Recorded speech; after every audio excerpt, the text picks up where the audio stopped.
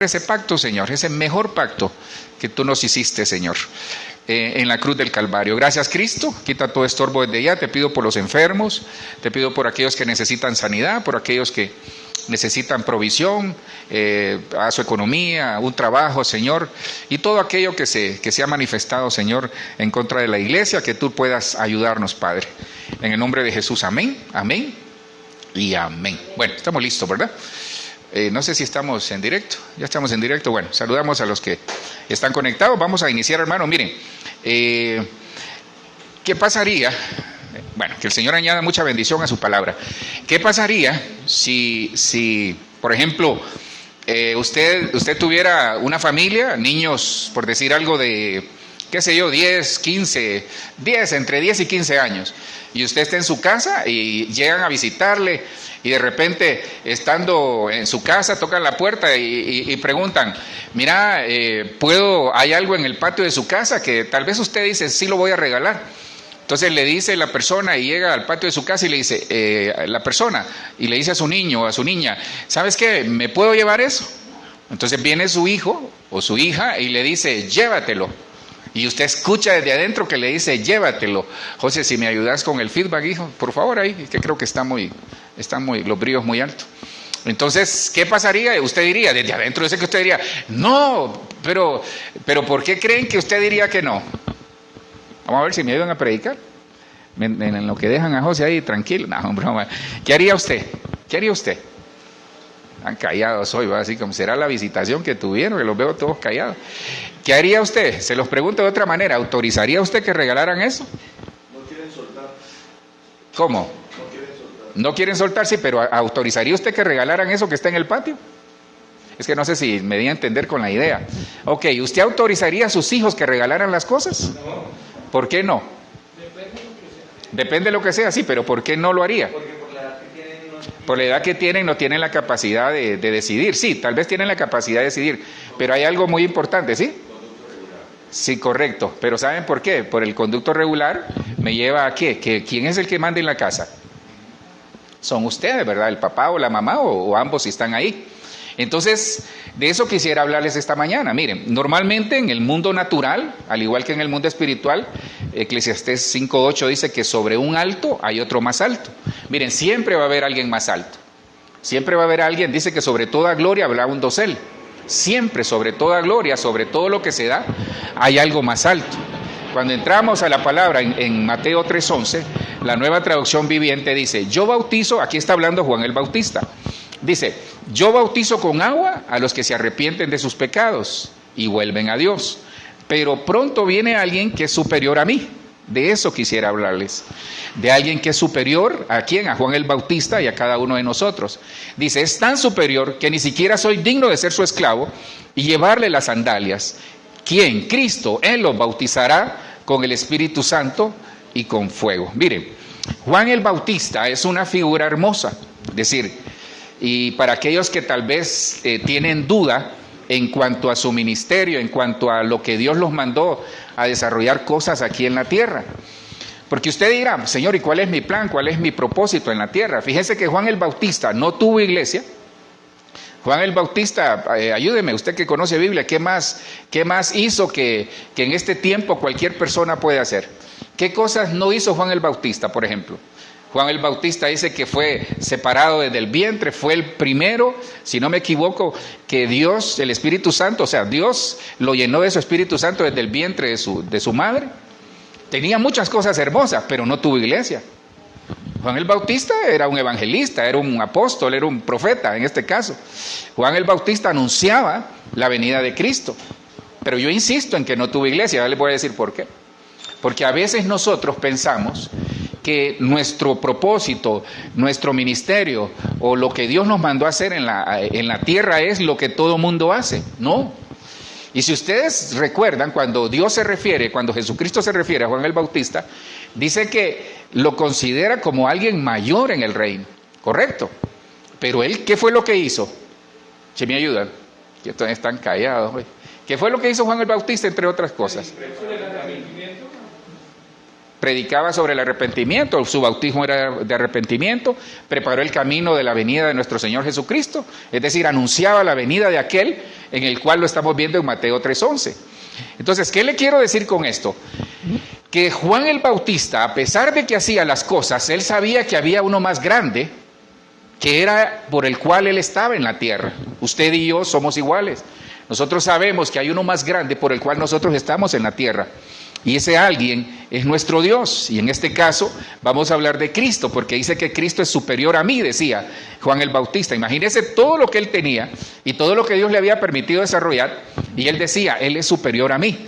Entonces, miren, Cristo tiene una unción superior, obviamente porque Él es Dios. Entonces, ¿hacia dónde los quiero llevar? Yo les quiero hablar de Cristo, aquel que tiene una unción superior a todos, para que nosotros podamos entender que Él está por encima de cualquier circunstancia que nosotros podamos estar viviendo en este momento. Entonces vemos aquí que habla de que Él bautizaba con agua para arrepentimiento, para todos aquellos que querían, porque habían algunos que no querían. Entonces Él hablaba de arrepentimiento, sino que cuando llega Cristo nos está diciendo en esta mañana que Él no solo nos habla de arrepentimiento, sino que nos da la garantía de la vida eterna, la garantía de la salvación. No sé si recordarán el rema que les leyeron al inicio. El rema que les leyeron al inicio, para los que estuvieron, hablaba precisamente de eso, de que nosotros siendo pecadores, Cristo murió por nosotros. Entonces, usted en la condición que está, nosotros en la condición que estamos, aún como somos, con virtudes, con defectos, a veces fallamos, a veces vamos bien y de repente nos caemos y ahí nos levantamos. Bueno, así nos ama el Señor, pero tiene que haber en nosotros arrepentimiento, tiene que haber el hecho de volver a Él, porque hay uno siempre que es superior a nosotros, que nos va a perdonar y es superior a cualquier cosa que nosotros podamos estar pasando. Porque Cristo nos garantiza que cada día estaría con nosotros. Cristo nos dice, yo estaré con vosotros. Pero el problema es que a nosotros nos toca buscar, por aquí estoy viendo mis notas, por el Espíritu. ¿Saben qué? Su presencia, anhele su presencia. Yo le decía a Walter temprano ahí en lo que estábamos espadeando, cualquiera que se conectó va a decir, pastor, es que ahí enseñan esgrima o qué. No, espadear es hablar de la palabra. Yo le decía que hay algo muy importante, que está bien que tengamos mucho conocimiento y es lindo adquirir conocimiento, pero ¿saben qué es mejor? Su presencia. Entonces, cuando nosotros no tenemos presencia de Dios, entonces como que la palabra llega a nuestro corazón y no produce el efecto deseado. ¿Por qué?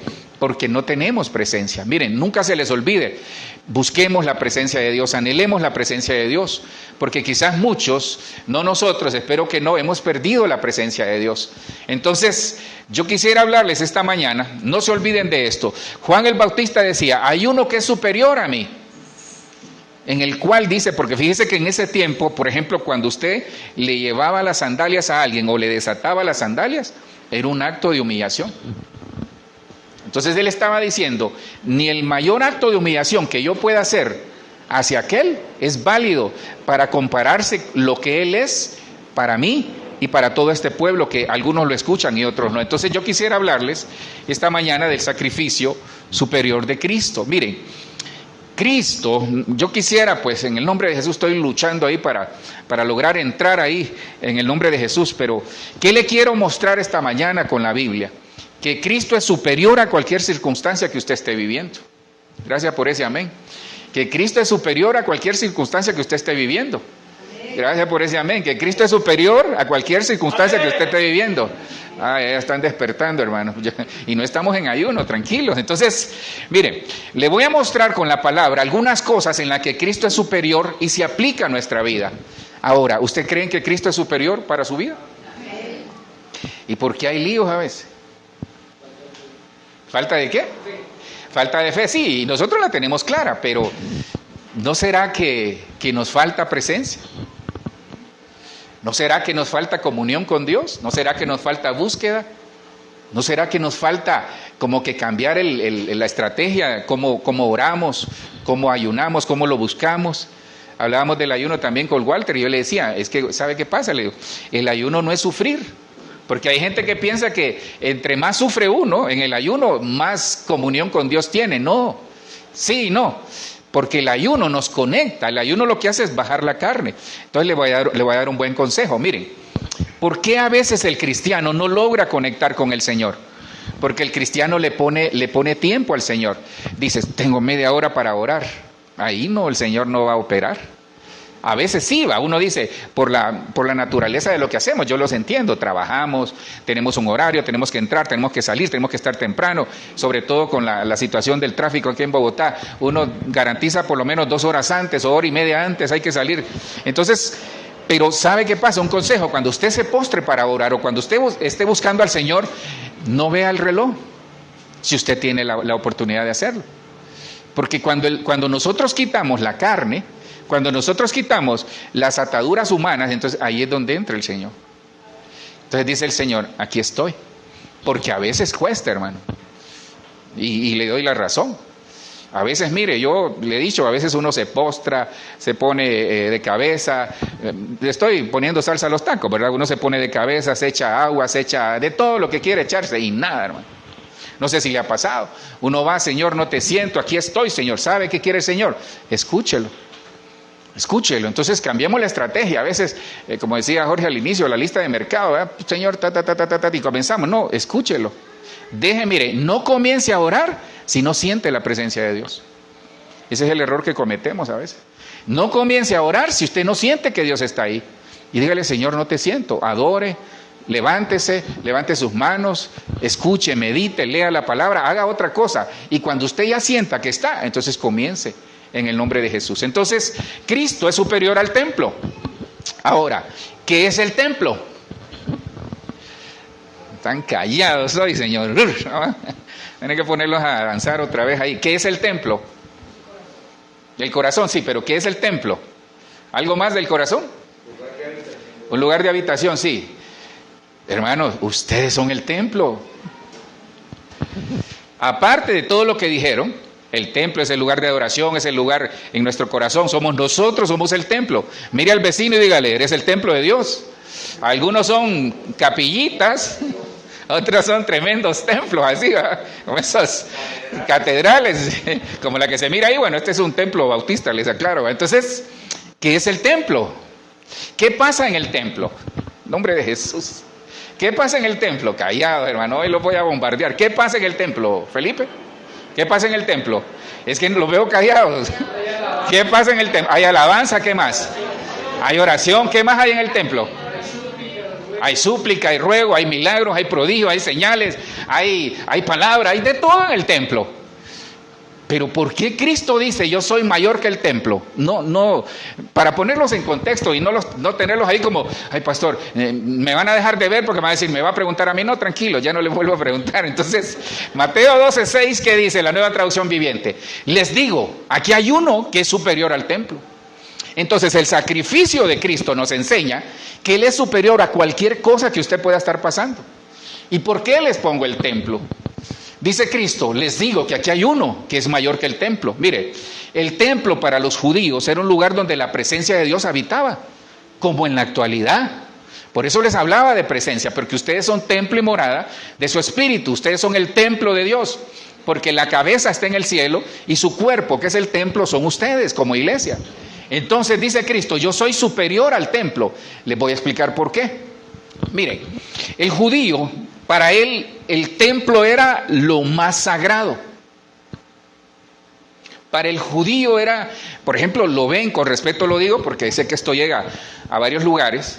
Si usted llega en este momento, para los que han tenido oportunidad de ir a Israel, y conocieron allá la mezquita de Omar se llama, por cierto. En esa mezquita, ustedes saben que hay varios lugares donde cada quien va a adorar. Hay ciertas capillas ahí. Entonces, pero por ejemplo, si en este caso, un palestino se mete a un lugar que no está autorizado y hay judíos, hay lío, igual como viceversa. Entonces, ¿por qué les cuento esto? Porque para el judío y para muchos cristianos, lo válido es el templo, y eso me habla de religión. Entonces dice Cristo, yo soy mayor que el templo, yo soy mayor que todo lo que se dé en el templo. Y usted dirá, pastor, ¿y la gloria de Dios? No, el Señor nos está diciendo que Él es mayor que la religiosidad, que el venir al templo y cumplir, servir, ofrendar, diezmar, cantar, predicar y hacer todo. Pero si no pasa nada en nuestro corazón, eso es lo que el Señor nos está diciendo. Yo soy mayor que lo que pasa en el templo físico, porque a mí me interesa el templo espiritual. Eso es lo que el Señor nos dice. Entonces, para el judío, por ejemplo, el templo era la fuente de su identidad. Ahora, ¿cuál es su identidad? ¿Por qué viene al templo? Ay, pastor, venimos. Sí, miren, al templo venimos porque necesitamos de Dios. Necesitamos quizás sanidad, necesitamos tal vez provisión, necesitamos dirección, necesitamos muchas cosas. Pero ¿cuál es la motivación que lo trae al templo? Porque entonces dice Cristo, yo soy mayor que el templo, yo soy superior al templo. ¿Qué nos está diciendo el Señor? En otras palabras, que nosotros, nuestra motivación para venir al templo es llenarnos de Él, es buscar su presencia, es anhelar, tener un encuentro con Él. Pero si divagamos, por eso yo les decía, muchos estaban divagando ahí en su pensamiento, ¿será o no será? ¿Será que sí? ¿Será que no? Entonces dice Cristo que Él es superior al templo, porque el templo nos hablaba de una relación, pero también el Señor encontró religión. En el templo lo que Dios busca es relación, no religión. Y si nosotros vemos el siguiente versículo, el versículo 7, dice de esta manera: y si supieses qué significa misericordia quiero y no sacrificio, no condenarías a los inocentes.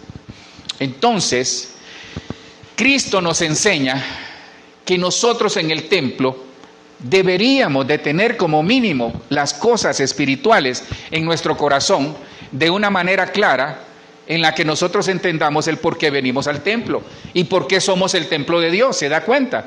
Porque se nos enseñó muchas veces por religiosidad. No sé si se acuerda, hermano, incluso hay una secta, perdón que diga secta, ¿verdad? No digo el nombre, pero usted lo hará por deducción. Pero hay una secta que cuando uno está sentado, yo me acuerdo que mi mamá de niño por ahí nos llevaba, anda con un rótulo así y le enseñan el rótulo a uno así: guarde silencio. Imagina uno aquí, va, guarde el celular, deje de chatear. ¿Se imagina? Bueno, así andaban ellos y todavía creo que lo hacen. Entonces, ¿qué pasaba? Se nos enseñó que en el templo tiene que haber reverencia, y estoy de acuerdo, pero se nos enseñó la religiosidad del templo, no la relación con el que es el templo. Esa es la diferencia. Entonces dice Cristo dice, ¿saben qué? En la cruz yo les demuestro a ustedes que mi sacrificio fue mayor que cualquier cosa que pasa en función de buscarme a mí, aún en el templo. Entonces, ¿qué nos está enseñando el Señor? Y si supieses qué significa misericordia quiero y no sacrificio, no condenaríais a los inocentes. Aquí había un alegato porque los fariseos estaban reclamándole al Señor que los discípulos estaban comiendo en un día de reposo. Y Cristo es mayor que el día de reposo. No lo tengo ahí, pero les va a servir. Entonces, Cristo es superior al templo. Cristo es superior a toda la religiosidad que se pueda dar en el templo. Entonces, de nada nos va a servir hacer todo bien en el templo, pero no pasa nada en nuestro corazón. No sé si me doy a entender. Hacia eso nos lleva Cristo. Entonces, la Santa Cena nos enseña que nosotros necesitamos ver al Señor de otra manera. Está bien, tenemos que tener prudencia, tenemos que tener reverencia en el templo. Yo estoy de acuerdo. Incluso en los evangelios dice que en algún versículo dice que como que prohíbe que pasemos con alimentos por todo el templo. Fíjese, en alguno lo menciona. Entonces el templo requiere reverencia, pero Dios no quiere religiosidad. Dios quiere relación, una intimidad con Él, presencia de Dios, y que eso nos lleve a decir, no, esto no lo puedo hacer. Que salga por naturaleza y que nosotros tengamos misericordia, que amemos al prójimo y que nosotros podamos hacerlo de tal manera que todo funcione.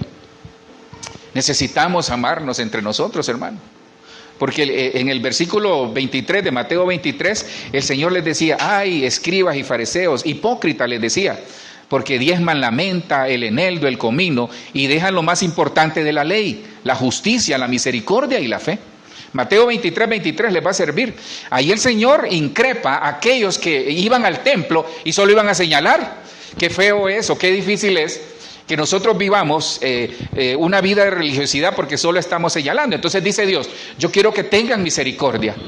Entonces el Señor, mire, el Señor se agrada de su esfuerzo, sacrificio y todo lo que usted y yo hacemos para agradarle a Él. Es decir, venir a la iglesia. Sé que usted madruga, sé que algunos madrugan más que otros, pero al final todos madrugamos. Hacemos todo lo imposible por venir, por estar ahí, orar, estar en la palabra. En la semana usted hace esfuerzos sobrenaturales por leer la palabra, por orar y ahí está. Pero el Señor lo que quiere es que haya cambios en nosotros.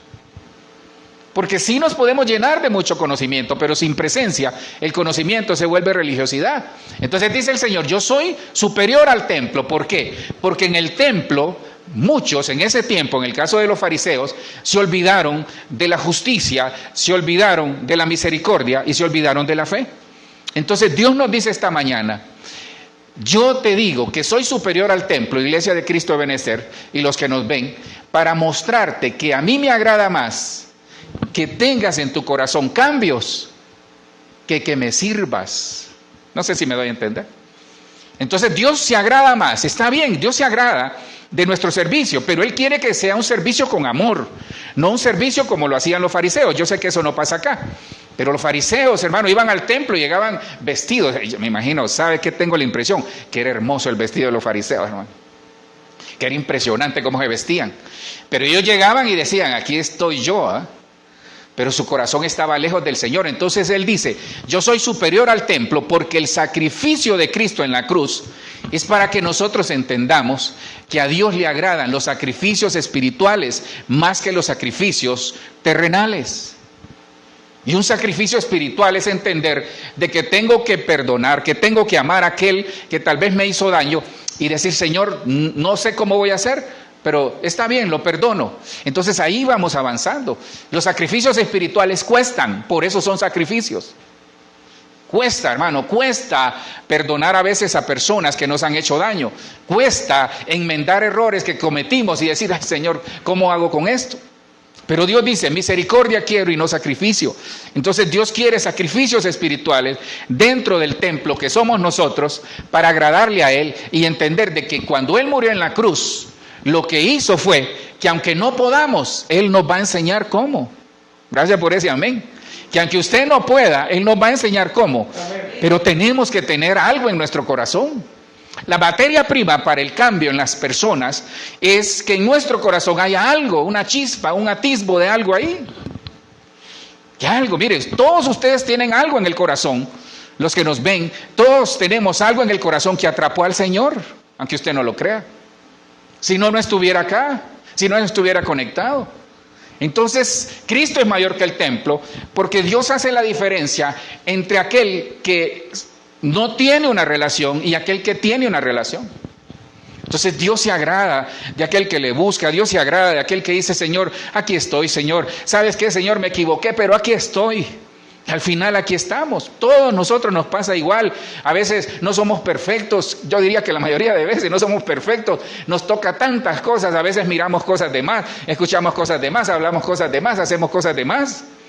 Y le decimos, Señor, aquí estoy yo. Entonces, ¿cómo trabaja el enemigo? Con sentimiento de culpa, con sentimiento de no merecer, con situaciones que dicen, no, pero es que no lo hiciste bien. Pero eso al Señor no le interesa cuando nosotros tenemos un corazón que tipifica aquel que busca su relación con el Señor, que a pesar de sus errores le dice, Señor, aquí estoy. Eso es lo que Cristo anhela ver en nosotros, porque el sacrificio en la cruz ya la hizo Él. Entonces, Cristo es mayor que el templo. Es superior al templo. Cristo es superior, ¿saben qué? Al mundo. Miren, si hay algo, si alguna vez le preguntan, ¿qué impresiona al pastor? Entre otras cosas, es la resurrección, hermano. Para mí la resurrección, para mí, ¿verdad?, es el acto más grande que, entre otros, que el Señor hizo. Porque ahí comienza todo. Comenzó en la cruz, pero si Él no hubiese resucitado, dice, vana sería nuestra fe. Entonces, Cristo es superior al mundo. ¿Y quién es el mundo? Callado otra vez. ¿Quién es el mundo? Ok, esos son lo que nosotros vemos del mundo, pero el mundo es lo que nos enfrentamos cada momento. Es la realidad que vivimos, es que al llegar a la casa enfrentamos una realidad que ahí está. Es al llegar al trabajo, a la oficina, al ministerio, donde vayamos, es una realidad que ahí está. Ahora, ¿usted cree que Cristo es superior al mundo? Ajá, ¿y por qué a veces Pareciera todo lo contrario. Por lo primero, porque el templo necesita relación, no religión. Entonces cambiemos nuestra percepción y digámosle, Señor, me voy a enfocar en ti. Les recomiendo una película que se llama Recuerda la meta, muy bonita. Recuerda la meta, está en YouTube. Recuerda la meta se llama, muy bonita.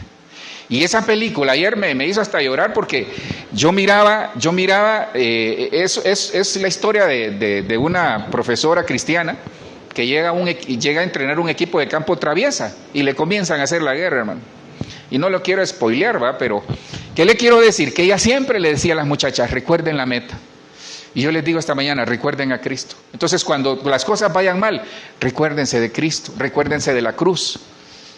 Porque a veces olvidamos la cruz, hermano.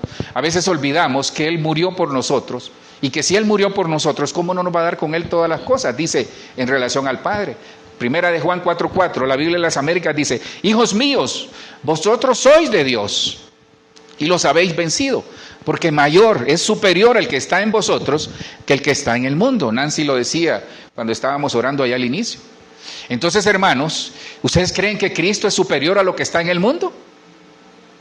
Pero ¿sabe por qué a veces no vencemos al mundo? Porque no nosotros, ni los que nos ven, pero a veces el cristiano no vence al mundo porque está en el mundo, no está en Cristo.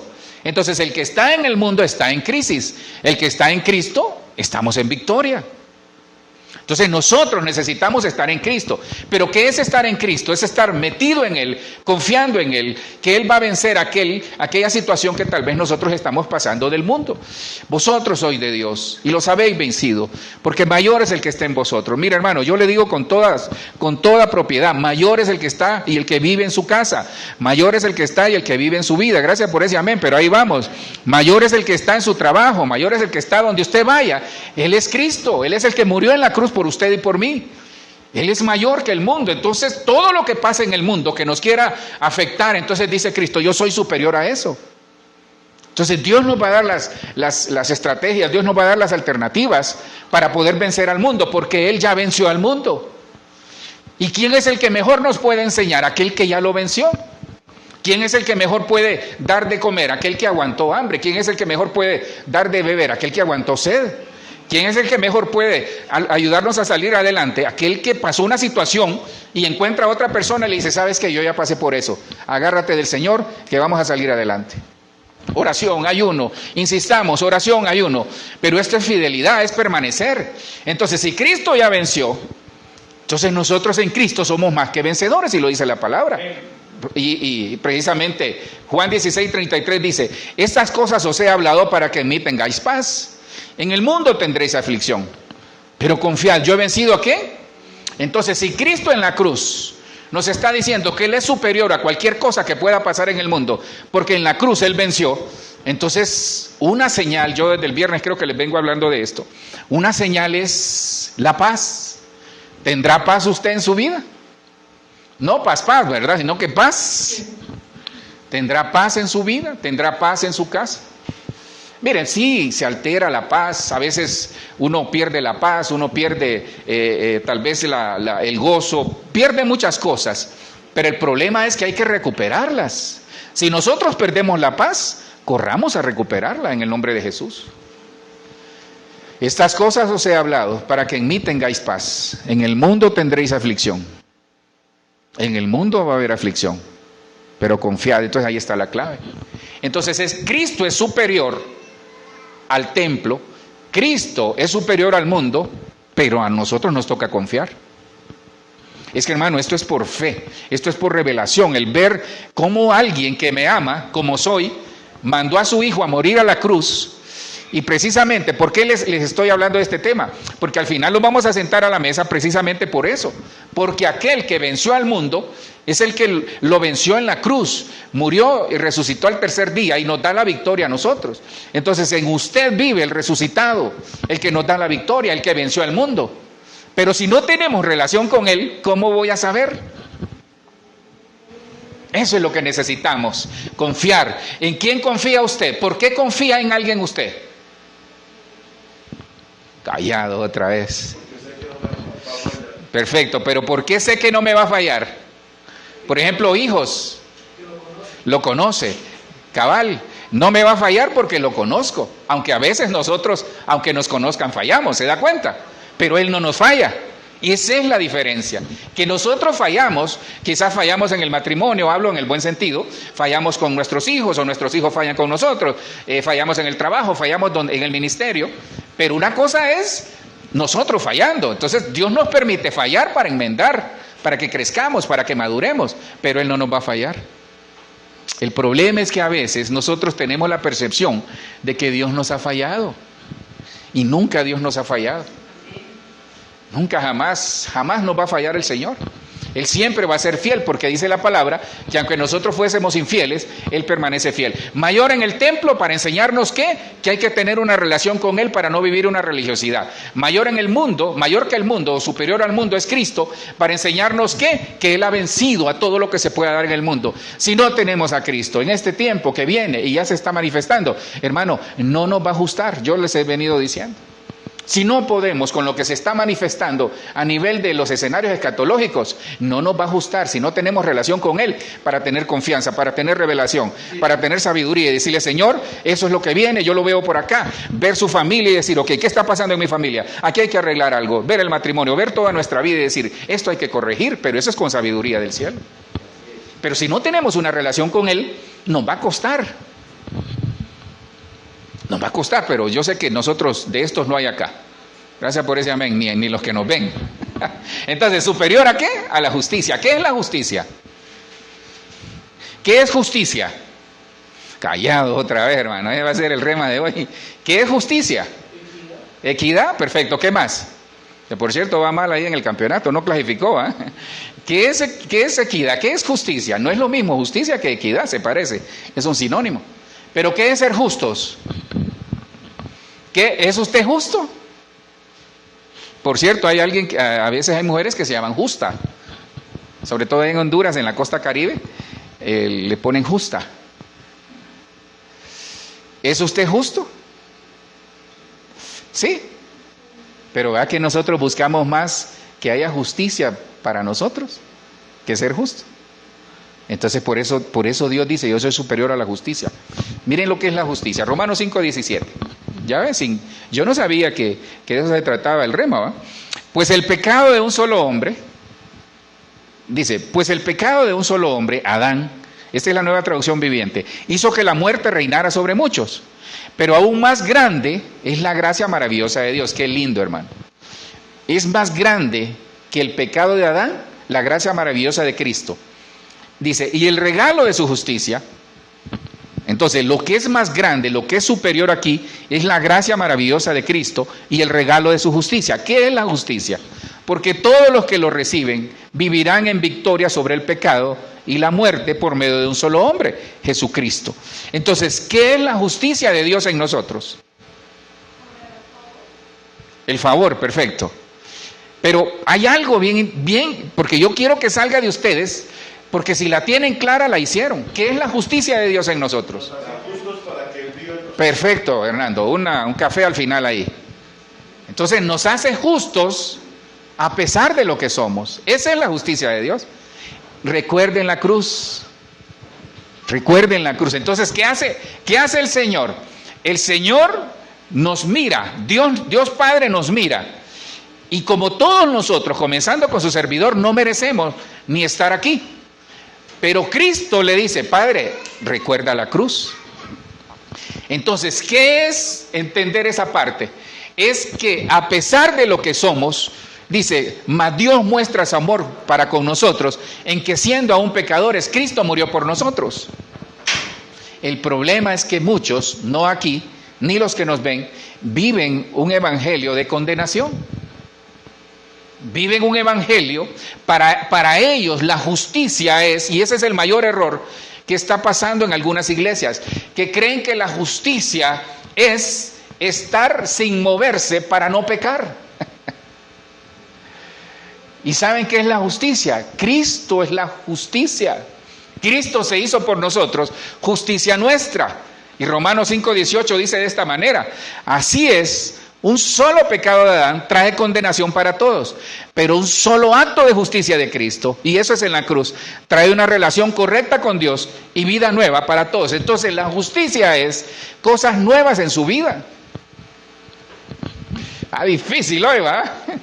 Lo siento así como que estamos en un tira y encoge, hermano. Pero ¿por qué no hay cosas nuevas en su vida? ¿Sabe por qué? Porque a veces ustedes viven y se sienten condenados.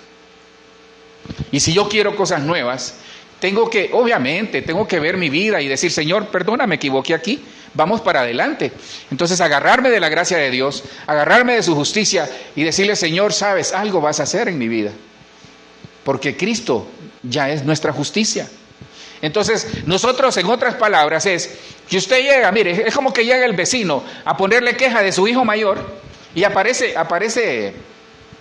Cristo y le dice, ¿sabes qué? Yo ya pagué por él, yo ya arreglé el problema, yo asumo la responsabilidad. Eso es lo que hace Cristo.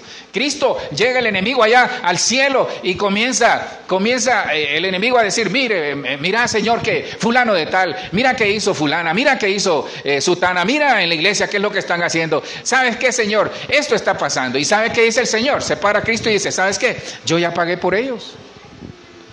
Yo me hago responsable. No sé si le ha pasado. ¿Se acuerda? Tal vez usted alguna vez quebró algo. ¿No quebró algo? Hermano, yo sé de casos más graves y conocí algunos. Por andar ahí de metido, a veces uno, hermano, no se mete en líos. Yo conocí a alguien, pues, no le voy a decir su nombre, no fue aquí, sino que en Honduras. Conocí a alguien que su hijo iba manejando, 2 casos conocí. Su hijo iba manejando y atropelló a una persona. Y él se puso como que él andaba manejando, porque el hijo era menor de edad. Perdone el ejemplo, que es un poco así como que lo pone ahí a pensar, pero sabe, eso es lo que hace Cristo.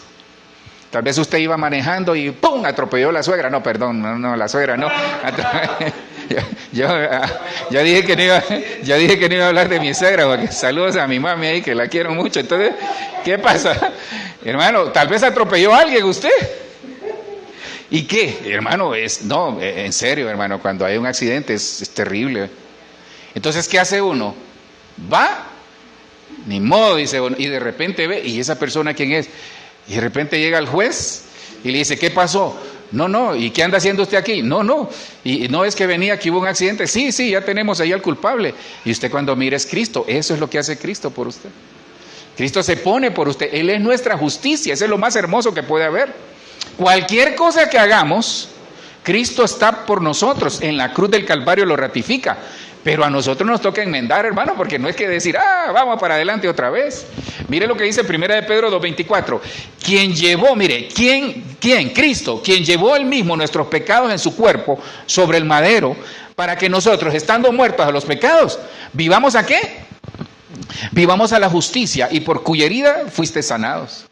Hermano, ¿cómo entiende usted ese versículo? ¿Cómo lo interpreta? Lo que le acabo de decir, que vamos a salir libres del tribunal porque Cristo pagó por nosotros. Qué lindo, somos exentos de toda culpa. Gracias, Señor, somos libres. Entonces, ¿qué va a hacer usted a partir de salir del tribunal? Hablando espiritualmente, ¿va a seguir igual? ¿O cómo va a vivir? Vamos a vivir, ahí lo dice la palabra. Entonces, Cristo llevó todos nuestros pecados. Mire, todos nuestros pecados Cristo se los llevó a la cruz en su cuerpo, para que nosotros, estando muertos a los pecados, entonces ahí está la clave. Cristo se llevó todos nuestros pecados, pero yo debo morir a todas esas situaciones que no le agradan a Dios. ¿Y cómo muero? En su justicia, sabiendo que Él me perdona, sabiendo que en Él hay redención, hay perdón, hay gracia, hay misericordia, pero que yo tengo que decir, Señor, esto no me lleva a ningún lado. Esta relación no me lleva a ningún lado, esta situación de mi casa no nos está bendiciendo, cambiémosla, esta situación de mi vida, Señor, creo que no me siento contento, vamos para adelante. Pero es en la justicia de Cristo. Cristo es nuestra justicia. Donde usted vaya, usted no va a poder ser acusado porque Cristo es nuestra justicia. Pero sí tenemos que enmendar, sí tenemos que guardarnos, sí tenemos que cuidarnos en el nombre de Jesús. Entonces, superior al templo, superior al mundo, superior a la justicia, superior a la ley. ¿Qué es la ley? ¿Qué es la ley? No sé si ustedes miraban, yo me acuerdo de mi abuelo, hermano. Mi abuelo, le estoy hablando allá, 1900, no, a ver, el año, allá por el 73, más o menos 74. Mi papá le decía a mi abuelo, llévelos al cine, don Nicolás se llamaba. Don Nicolás, lleve los muchachos al cine, o lleve los cipotes en Honduras, lleve los chinos al cine. Hermano, y yo me acuerdo que mi abuelo se emocionaba tanto que se metía en la película, hermano. Pero en ese tiempo solo eran películas de Santo, el enmascarado de plata, no sé si alguna vez la vieron, de Viruti Capulina, eso llegaba allá a Honduras, ¿verdad? Y yo me acuerdo que mi abuelo se metía tanto en el personaje que, ¡ah! Y le empezaba, hermano, y si había que aplaudir, si había que gritar, ¡ah! Gritaban, ¿verdad? Entonces, nosotros lo quedábamos viendo. Obviamente los niños ¿a qué van al cine? Si la película les atrae o les atrapa, se quedan. Pero si no, uno solo va a comer, hermano. Entonces, mi abuelo, yo me acuerdo que nos decía, llévense el dinero, nos daba el dinero y nosotros felices y nos íbamos a comprar. ¿Qué le quiero decir con eso? Que las películas que se miraban eran películas de vaqueros. Y como mi abuelo había vivido ese tiempo de la pistola, estoy hablando allá en las bananeras, que era bien difícil. Entonces, mi abuelo se emocionaba cuando sacaba la pistola y, ¡ja, ja, ja! Y aplaudía. Entonces me acuerdo una frase de famoso Django. Django y Ringo eran los personajes de mi tiempo. Y Django decía, yo soy la ley, decía. Pero ¿qué es la ley para nosotros? ¿Por qué existe la ley? ¿Qué hace usted si ve en su carro y de repente va arriba de 50 en la Boyacá, en la Cali, y ahora todo es 50 aquí, hermano? Bueno, menos mal porque es jubileo, gloria a Dios. Pero va uno ahí, ¿y qué hace usted cuando mira un policía allá? Un tombo es, ¿verdad? Cuando mira un policía allá. Tombo no es, ¿verdad? No, pero ese es peyorativo para acá, ¿verdad? El caso es que mire usted una autoridad, ¿qué hace usted? Baja la velocidad, ¿verdad? ¿Pero por qué la baja? Dígame por qué baja la velocidad. Porque hay una instrucción de que no hay que hacer. Entonces, ¿sabe qué, iglesia? No lo voy a ver. Bajémosle la velocidad a las cosas que nos alejan de Dios. Uno va, ¿verdad? Hermano, a todos nos ha pasado. No sé si le ha pasado, aún a pie o como vaya. Por ejemplo, cuando uno va, le toca andar en lo que sea, pero de repente uno encuentra que están pidiendo la cédula. No sé si le ha pasado. ¿Cómo se pone usted? Así como temeroso, ¿eh? Entonces, la ley nos sujeta y nos hace evidenciar si estamos bien o no. Aunque estemos bien, no sé si se le pasa. A veces todo está bien, pero uno siente cierto nervio, porque lastimosamente eso va con todo Latinoamérica. Bueno, ya ha traspasado fronteras, pero lastimosamente nuestra autoridad a veces es represiva y no es preventiva. Entonces uno ya está como predispuesto a eso. Entonces la ley, Hebreos 3:3 dice, pero la gloria de Jesús es superior a la de Moisés, porque la gloria del que construye una casa es siempre superior a la gloria de la casa. Entonces miren, aquí es sencillo. ¿Qué nos está diciendo Jesús? Moisés tipifica la ley, pero Cristo tipifica la gracia. Entonces dice Cristo, yo soy superior a la ley, a todos aquellos 613 preceptos, a los 10 mandamientos que usted y yo no podemos cumplir. ¿O usted los cumple? ¿Usted cumple todos los mandamientos? Nadie, creo, hermano. Pastor, decepciónese de mí. Todos nos equivocamos. Entonces, ¿qué hacemos? Si yo no cumplo la ley, no cumplo los 613 preceptos que están ahí en la Torah judía, ¿qué hacemos? Apelamos a la gracia, perfecto. Entonces, Dios le dio la ley. Pero aquí hay algo muy hermoso, porque Moisés dice que fue un siervo fiel en toda la casa, pero como siervo. Y Cristo, que es la gracia, fue siervo como hijo. Entonces la ley nos enseña preceptos para ser fieles a Dios y tratar de cuidarnos, tratar de no desviarnos. Pero la gracia nos enseña que aunque nos equivoquemos, tenemos que seguir adelante. La ley nos descalifica, pero Cristo nos califica.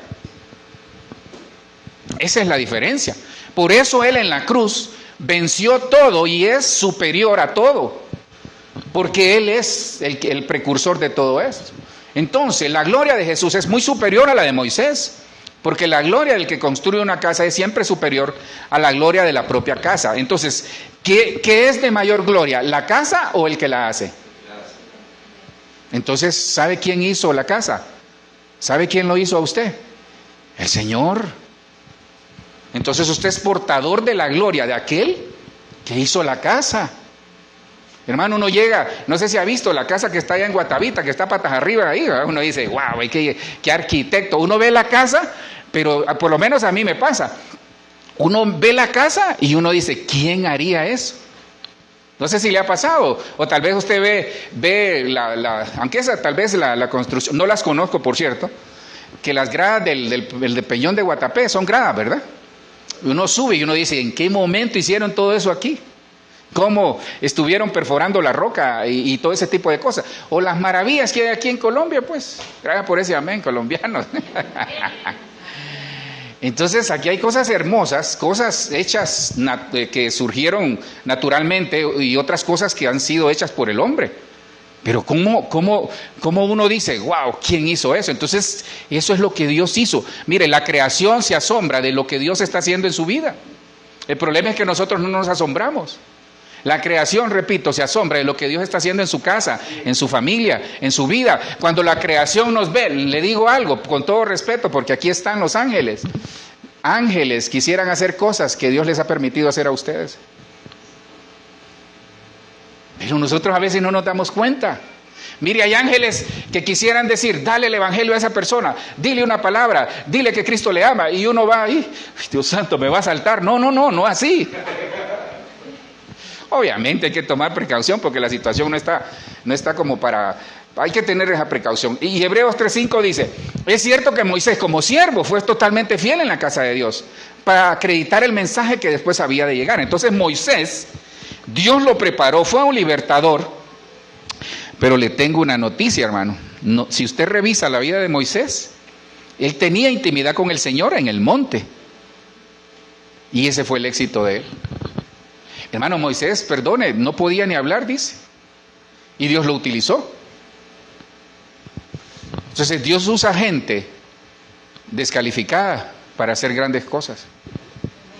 El problema es que nosotros necesitamos tener esa relación con aquel que nos hace aptos.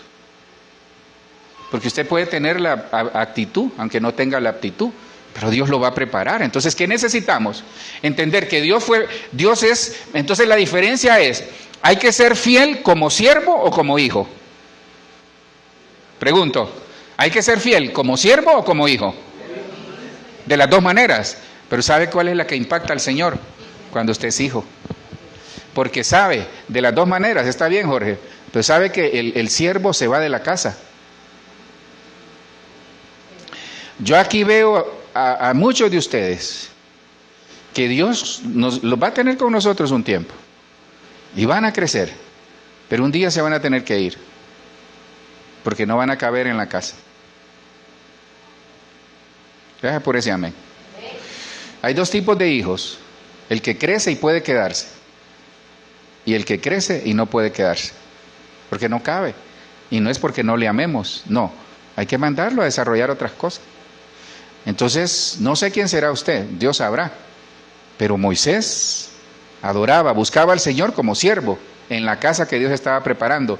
Pero sabe, era parte del plan porque Cristo es superior. Entonces Cristo le dijo, ¿sabes? Le dice, pero Cristo como hijo de Dios tiene plena autoridad sobre su propia casa. Sobre usted Dios tiene plena autoridad, la cual somos nosotros los creyentes. Si mantenemos con firmeza nuestra confianza y nos gloriamos en nuestra esperanza, advertencia contra la incredulidad. Esa parte se me coló por ahí, pero es parte esta es la Biblia Castillan, es una Biblia, creo que es hebrea, si no me equivoco, sí, es hebrea. ¿Qué le quiero decir? ¿Qué nota hay de raro? Ya para ir terminando, ¿qué nota de raro? Le voy a adelantar por cuestión de tiempo. Mire, si usted es fiel siempre como siervo, ahí va a estar. Y va a servir, el Señor se agrada, qué lindo, ya está mi hijo, mi hija sirviendo, oh, qué lindo, están predicando, están cantando, están haciendo todo. Pero Dios busca hijos. ¿Sabe por qué? Porque cuando el siervo se equivoca, se quiere ir de la casa, pero cuando el hijo se equivoca, es como el pródigo que busca a su padre. Esa es la diferencia. Por eso Él es superior, porque Él es hijo. Él nos enseña que seamos hijos. Entonces seamos hijos, donde usted vaya, sea hijo. Transparente, se equivoca. Mire, yo prefiero un hijo que me diga, pastor, mire, hice tal cosa. aquel que no diga nada y uno diga después, ¿sabes qué? Me di cuenta de esto. Esos son los hijos. Los hijos son transparentes, tranquilo, ¿va? No le estoy poniendo ahí contra la pared y está... No estoy pasándole el escáner ahorita, no, pero ¿sabe qué? Yo prefiero, y mi amada, y cualquier ministro, y sobre todo el Señor, y no llega usted donde el Señor y le dice, Señor, aquí estoy yo, mira, otra vez volví a fallar, Señor, aquí estoy yo. Bueno, entonces nosotros lo que Dios busca es que el hijo es hijo, el hijo permanece, el hijo se va a quedar, el hijo se va a quedar siempre. Donde vaya el hijo, se va a recordar de su casa. Las mejores vivencias son las que tenemos como hijos, no como siervos. Sí, servir, qué lindo, y los bendigo por eso. Sigamos sirviendo, sigamos haciendo cosas extraordinarias para el Señor, pero seamos hijos, porque el hijo entiende, el hijo se arrepiente, el hijo reconoce que falla, el hijo ve las fallas de su papá o de su mamá y dice, ni modo, esto es lo que hay. Pero ¿sabe qué? Uno dice, gracias, Señor. Porque al final nuestros padres no son perfectos, no tuvimos padres perfectos. Pero yo veo aquí que Dios dice que es superior a la ley. ¿Pero qué es superior a la ley? ¿Por qué? Porque Moisés tipifica la ley. Entonces el Hijo tipifica la gracia, que siempre va a haber perdón, siempre va a haber redención. Le voy a dar una última para terminar. Cristo es superior, ¿sabe a qué? Al sacerdocio. ¿Habrán sacerdotes en esta casa? Amén. No los veo convencidos. ¿Habrán sacerdotes en esta casa? Ahí estamos. Entonces Cristo es superior al sacerdocio. Y sé que a mí me da risa porque, no sé, andando ahí con la familia, varias veces me han dicho, padre, me dicen, bueno, sí, padre, al final padre. Padre, me dicen, porque, entre otras cosas, aunque, bueno, me toca culminar esa parte, que lo he dejado ahí. Fíjense que yo, aquí donde me ven, yo tengo un curso de capellanía, o sea, yo tengo o sea, puedo, porque no lo hice por eso, pero una vez yendo al hospital el que está aquí en Engativá, en la 80, llegando ahí, me acuerdo que íbamos a visitar a alguien, entonces, entrando yo, ¿verdad? Gran rótulo así en la entrada, ¿verdad? Y dice, solo se aceptan capellanes usted ya sabe, la iglesia, ¿verdad? Entonces yo dije, pero ¿por qué, Dios? Entonces yo le pregunté a alguien ahí de administración, oye, le digo, mira que yo soy pastor, le digo, pero quisiera visitar a alguien. No tiene problema, pase, pero ¿sabe qué? Es más fácil con un carnet, me decía, el carnet de capellanía. Entonces, lo que le quiero comentar es que si la palabra dice que nosotros somos reyes y sacerdotes, entonces, ¿nosotros ejercemos sacerdocio en la casa? ¿Ejercemos sacerdocio en nuestra vida? ¿Sí? Pero ¿qué cosas? ¿Qué hace un sacerdote? Vayamos al Antiguo Testamento. ¿Qué hacía un sacerdote? Tenía Urim y Tumim, perdonen ahí lo difuso de eso. Mire, presentaba incienso, que son las oraciones. Tenía Urim y Tumim, que es figura del Espíritu Santo. Tenía vestiduras sacerdotales. Tenía una mitra, una especie de mitra. Tenía aquí que decía santidad a Jehová. ¿Qué hacemos nosotros como sacerdotes? Autoridad, ¿qué más?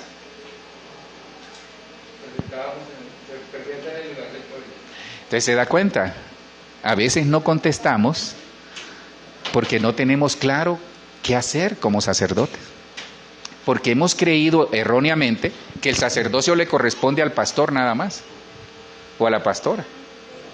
Pero perdone, yo necesito sacerdotes en esta casa, y ustedes son. O nosotros necesitamos, corrijo, el Señor necesita sacerdotes. Entonces Hebreos 4:14 dice, por tanto, teniendo un gran sumo sacerdote que traspasó los cielos, Jesús el Hijo de Dios, retengamos nuestra ¿qué? Entonces le tengo una noticia, su profesión es ser sacerdote. Entonces, ¿qué hacía el sacerdote? Vayámonos rapidito al Antiguo Testamento. ¿Qué hacía el sacerdote en el Antiguo Testamento? Presentaba ofrendas, ¿qué más? ¿Qué más hacía? Vamos a ver, ayúdenme. ¿Qué más hacía el sacerdote? Han venido callados, hermano. Yo creo que parece que estamos en ayuno, ¿verdad? ¿Qué más hacía el sacerdote? Organizaba la ofrenda. Ok, veamos el tabernáculo. Estaba el atrio, lugar santo y lugar santísimo. ¿Qué pasaba en esas tres cosas, así, de manera general? ¿Qué pasaba con Perico Pérez que llegaba, o Juan Pueblo que llegaba a presentar una ofrenda? ¿Qué pasaba desde la entrada? Salía un sacerdote y le recibía la ofrenda. Pero ahí pasaba algo. ¿Lo limpiaba? Sí, pero ahí en la puerta pasaba algo. Ok, ahí degollaban el sacrificio. Entonces, mire, se lo resumo de esa manera. El sacerdote presentaba ofrendas por el pueblo, pero también por él. Por los pecados del pueblo y su pecado. Entonces, ¿qué pasaba? Había un sacerdote, pero solo había un sumo sacerdote. Entonces, el sumo sacerdote, una vez al año, entraba hasta el lugar santísimo para ver si todos los pecados del año habían sido perdonados. ¿Se imaginan la angustia, hermano? No sé si le ha pasado que tal vez uno como hijo cometió un error y tal vez quebró el vaso preferido de su papá o de su mamá o el adorno preferido y uno lo esconde por allá o lo tenía pegado así que no se dieran cuenta. Y un día la mamá limpiando se da cuenta, hey, pero esto no estaba así. Entonces, ¿qué angustia pasó entre tal vez un mes, 2 meses, 2 días, una semana? Esa angustia, bueno, esa era la angustia que sentía el pueblo, porque ellos presentaban todos los días, mañana y tarde, dependiendo de la plata que tenían, todos los días presentaban un sacrificio para decir, Señor, perdóname. Entonces el sacerdote recibía la ofrenda y la persona se iba libre de culpa. Eso es una de las funciones sacerdotales. Pero ¿qué pasaba? Una vez al año, hermanos, ¿se imagina la angustia? Esperando allá, ojalá que llegue diciembre, y no para el arbolito, espero que no, pero que ojalá llegue diciembre, decían, ojalá llegue diciembre, ¿para qué? O por noviembre creo que se presentaba, para ver si Dios aceptaba todos los pecados, que más que aceptarlos es perdonarlos. Y se imagina el pueblo expectante afuera, Dios santo, cuántos pecados hice este año. Y cuando salía el sacerdote, ellos decían, gracias, porque nuestros pecados fueron perdonados. Hermano, qué cansado era eso, todos los días, todos los años. Entonces Cristo es superior al sacerdocio, ¿sabe por qué? Porque Él en la cruz hizo todo eso en un solo acto. Y Hebreos 4:15 dice, porque no tenemos un sumo sacerdote que no pueda compadecerse de nuestras debilidades. Javier, si me ayudas por favor, sino uno que fue tentado en todo. Si se preparan los hermanos ahí con los elementos, yo ya tengo aquí los míos, gracias. Dice, si no pueda compadecerse de nuestras debilidades, sino uno que fue tentado en todo, según nuestra semejanza, ¿pero qué? Pero sin pecado. Entonces, ¿por qué Cristo es superior al sacerdocio? ¿Por qué Cristo es superior al sacerdocio? En el versículo 16 está la respuesta. Acerquémonos, pues, confiadamente al trono de la gracia, para alcanzar misericordia y hallar gracia. Entonces, esta mañana, hermano, acerquémonos confiadamente. Es una mañana en la que Dios nos está diciendo, en lo que pueden pasar, hermanos, pueden pasar y en lo que reparten los elementos, en lo que usted recibe los elementos, el pan y el vino, los que están en casa, no sé si sabían que estamos en Santa Cena, ahí tenemos oportunidad, busque pan y vino, jugo de uva, en el caso de nosotros usamos jugo de uva, y en lo que usted recibe los elementos, ¿sabe qué? Cierre sus ojos. Acerquémonos pues confiadamente al trono de la gracia, para alcanzar gracia, misericordia y hallar gracia para el oportuno socorro. ¿Sabe? Cristo es superior. Cristo es superior. En el nombre de Jesús. En el nombre de Jesús. En lo que usted recibe los elementos, dice que Cristo es superior al templo, Cristo es superior al mundo porque lo venció, Cristo es superior a la justicia, Cristo es superior a la ley, Cristo es superior, ¿sabe qué? Al sacerdocio. Porque ese sacerdote llamado Jesucristo, en esta mañana nos dice, acerquémonos pues confiadamente al trono de la gracia, para alcanzar misericordia y hallar gracia para el oportuno socorro. Esta es una mañana, hermanos, de oportuno socorro. En el nombre de Jesús. ¿Qué socorro necesita? Tal vez usted necesita socorro en las finanzas, socorro en su salud, socorro en su vida, en su casa, en su familia. En el nombre de Jesús. En el nombre de Jesús. En el nombre de Jesús. En lo que usted tiene sus elementos. Miren, ¿quiénes pueden tomar Santa Cena? Aquel que ha sido bautizado. Corrijo, ¿quiénes pueden tomar Santa Cena? Aquel que tiene a Cristo en el corazón. esté bautizado o no, pero espero que pronto podamos bautizarlo si no está bautizado. ¿Quién puede tomar Santa Cena? Aquel que tiene a Cristo en el corazón, que reconoce que Cristo murió en una cruz y que ha dado vida eterna, que murió y resucitó al tercer día, y que al creer que Él pagó por todos mis pecados, yo tengo vida eterna. Romanos 5 decía que más Dios muestra su amor para con nosotros en que siendo aún pecadores, Cristo murió por nosotros. Entonces en esta mañana, ¿quién puede tomar Santa Cena? Aquel que tiene a Cristo en el corazón, aquel que reconoce que este momento es el momento de restablecer esa relación que tal vez usted por alguna situación había roto con el Señor. Porque Dios quiere darnos esta mañana un oportuno socorro.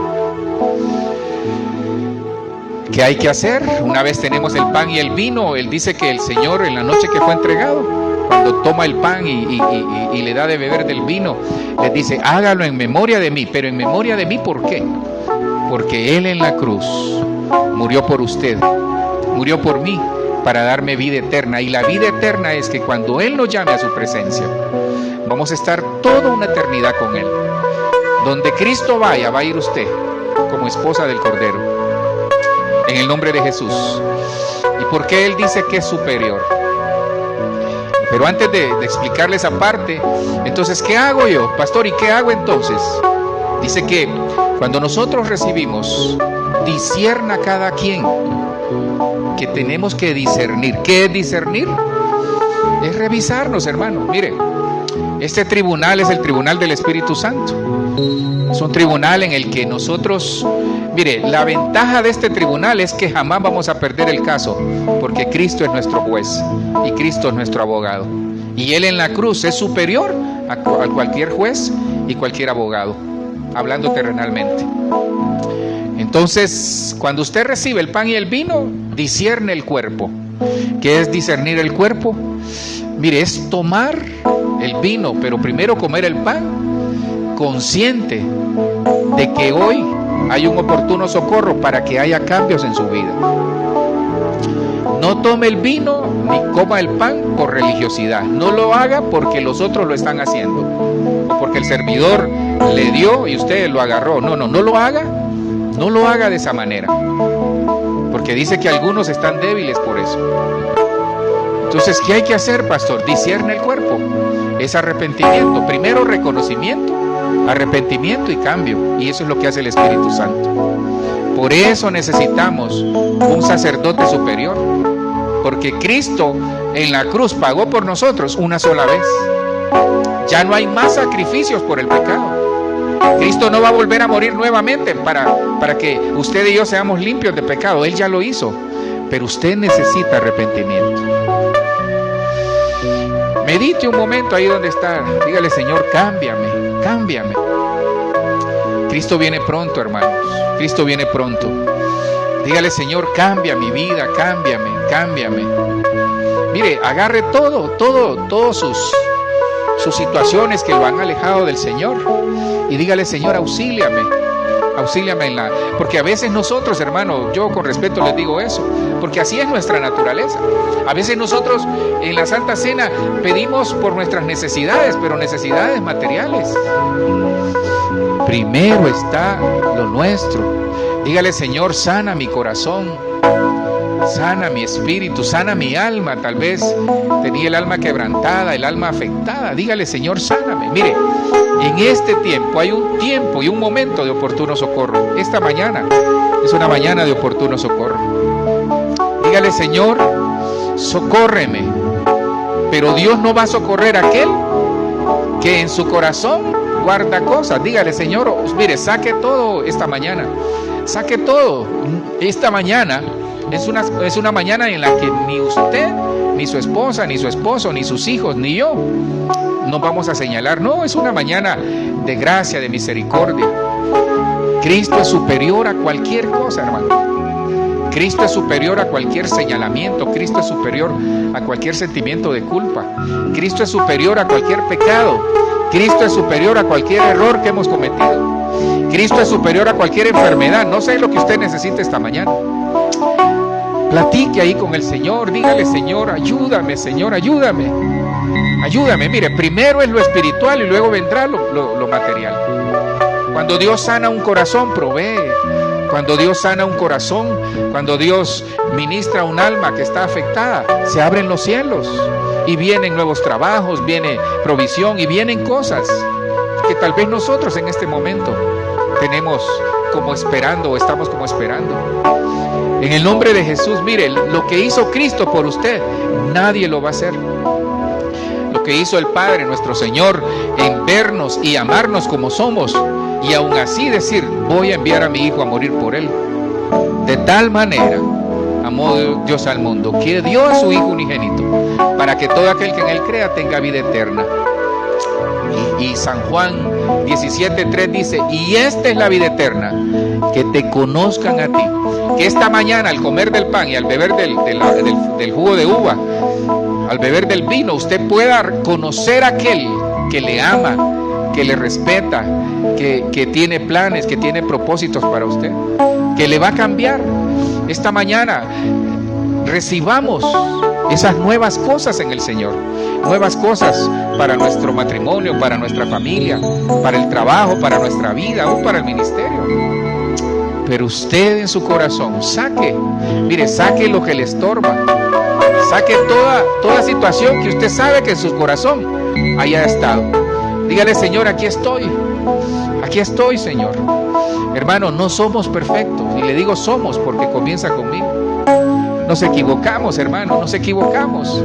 A veces hablamos de más, a veces no escuchamos, a veces vemos de más, a veces hacemos cosas en las que tal vez Dios nos dijo que no las hiciéramos. Hemos sido necios a veces, hermano. Hemos sido desobedientes. ¿Cuántas cosas? Dios, yo te ruego que ese oportuno socorro llegue en la situación que mis hermanos necesitan. Si usted tiene sus elementos, dice el Señor Jesús que en la noche en que fue entregado, tomó pan. Si tiene sus elementos, tome el pan en su mano derecha. En el nombre de Jesús. Miren, este pan es el cuerpo de Cristo. Que cuando Cristo murió en la cruz, dice que su cuerpo fue crucificado en la cruz. Dice que el velo se rompió. Y el velo, el rasgarse el velo es que tenemos acceso directo al Padre para encontrar y que nos acerquemos con confianza al trono de la gracia. Esta mañana, que al comer el pan usted pueda acercarse con confianza al trono de la gracia para encontrar misericordia y gracia para el oportuno socorro.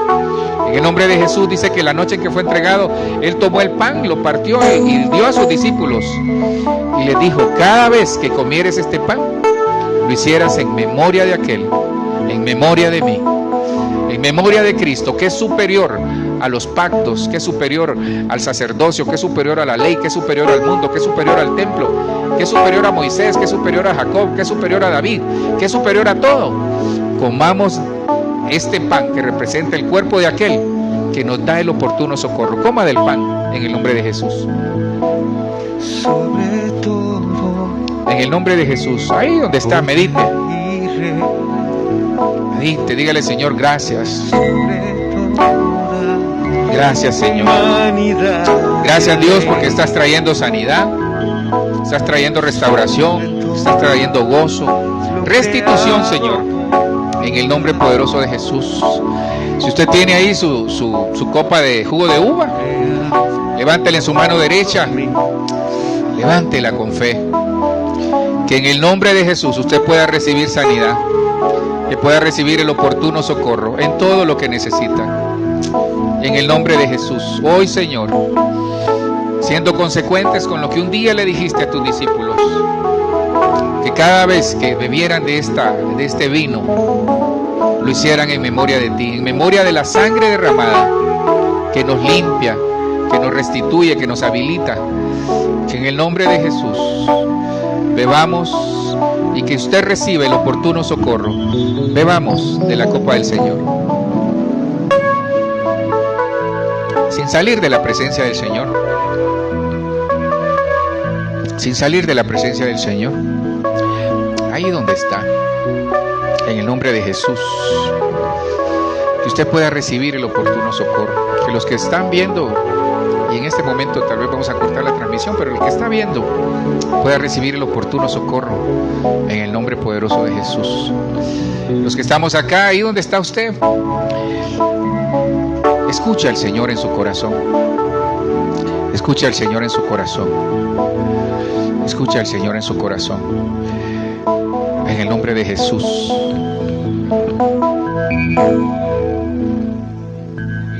Sobre todo poder y rey, sobre toda humanidad.